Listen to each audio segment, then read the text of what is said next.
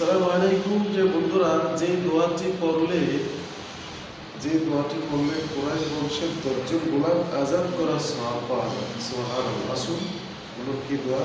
হাদিসে বর্ণিত আছে, হযরত আবু আইয়ুব আল আনসারী রাদিয়াল্লাহু বর্ণিত, তিনি বলেন, নবী সাল্লাল্লাহু আলাইহি ওয়াসাল্লাম বলেন, যে ব্যক্তি নিম্নলিখিত দোয়াটি 10 বার পড়ে, মাত্র 10 বার পড়বে, সে হযরত ইসমাঈল আলাইহিস সালাম বংশের অর্থাৎ কুরাইশ বংশের 10 জন গোলাম আজাদ করার সমপরিমাণ সওয়াব লাভ করবে।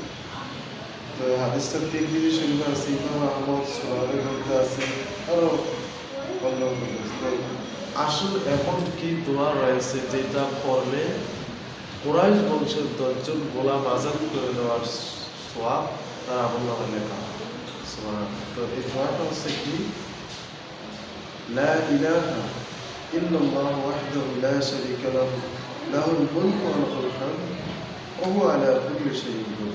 অর্থাৎ আল্লাহ ছাড়া কোনো ইলাহ নাই, তিনি এক, তার কোনো শরীক নাই, রাজত্ব তার, সমস্ত প্রশংসা তার, তিনি সব কিছুর উপরে সর্বময় ক্ষমতার অধিকারী।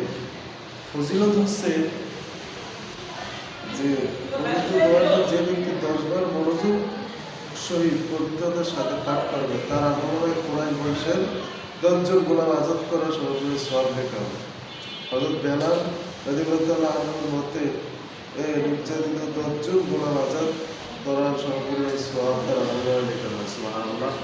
তো প্রিয় বন্ধুরা, আমাদের এই আমলটা করার তৌফিক দান করুন। ছোট্ট একটা দোয়া, লা ইলাহা ইল্লাল্লাহু ওয়াহদাহু লা শারীকা লাহু লাহুল মুলকু ওয়া লাহুল হামদ ওয়া হুয়া আলা কুল্লি শাইইন কাদির। এটা আমরা করি, আমল করি। আল্লাহ সবাইকে তৌফিক দান করুন। আমিন। আসসালামু আলাইকুম ওয়া রাহমাতুল্লাহ।